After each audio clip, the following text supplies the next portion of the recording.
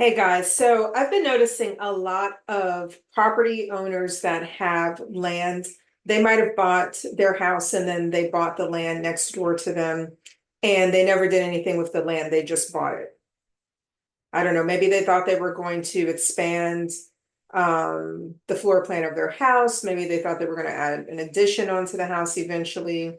Or maybe they just thought that they would just buy it and hold on to it because it was so cheap.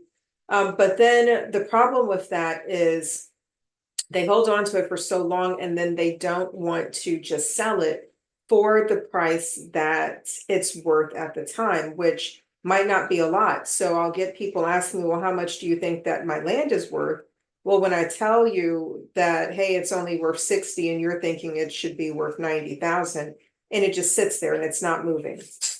And what I see is a lot of advertisements for properties to be built on the land that are non-conforming. And what I mean by that is if you purchased a house in the 70s or 80s, it's in a neighborhood full of ranchers, split levels, Cape Cods, and someone is coming and they're advertising a colonial right next door to you. Oh, this builder wants to put a colonial and all the floor plans are colonial, or even if they're one levels, but the materials that they're using, the design of the home is not the same. Nobody wants that. That's not attractive. Why would I want to buy a colonial home with all these older homes? And two, just why do you want to buy a brand new home, like literally right next door to the houses that are already 30, 40 years old? It doesn't make any sense. So you might just have to bite the bullet and realize that you just missed out on the opportunity to sell your land for more, or you need to find a builder that is willing to build a style of home that is more conforming to the homes in the neighborhood. You can't even pull comps based on your neighbors, like your neighbors next door. So if you build a house now and it's going to be $500,000 just off the break, it's going to cost you that much to build a home when the homes around you are only 350, maybe 400. That doesn't make any sense. And you're thinking about that those homes, when they were built, that wasn't the price of them.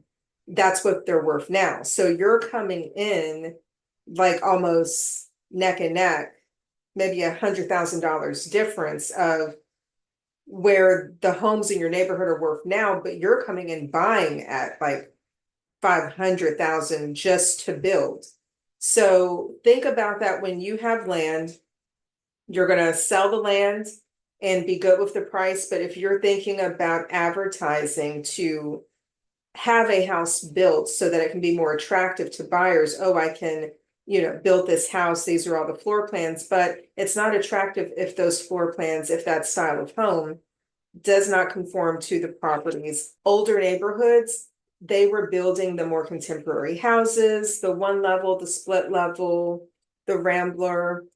And then you come out in the early 90s with these colonial homes where you walk in and some of them have like the colonial, like the more traditional style where the staircase is up against the wall. And then you start to get into the ones where they have the open foyer and now you have a catwalk going across the living room so that you can look from downstairs, look up on the living room.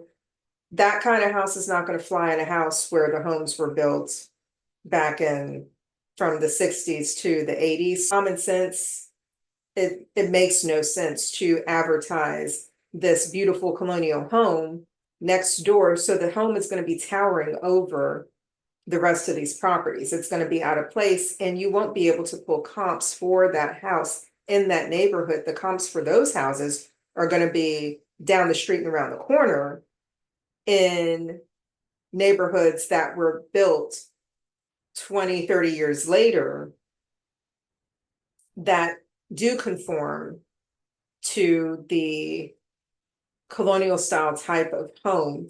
So just keep that in mind that your land, you're selling it, you're either selling the land as it is, you know, take what you get for it. You're always only going to be able to sell your asset for what the market will yield for it. That's just what it is. No one's going to pay more for that. And also too, if you have land and you might have bought it back then, like say 30 years ago, it was probably more attractive. There weren't that many homes around.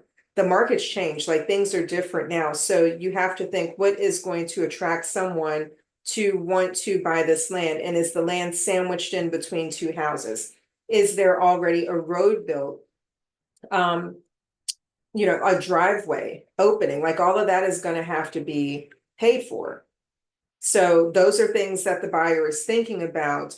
Okay, I need a road going back to the house. How far is it going to sit back?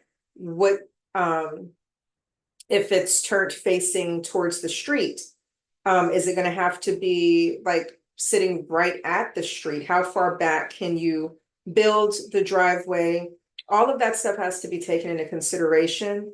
So when you're advertising the land, think about that. And then if you're going to advertise the land with a possible house to be built on the land, all of that has to be taken into consideration, and nobody wants a house that does not conform to the other properties in the neighborhood.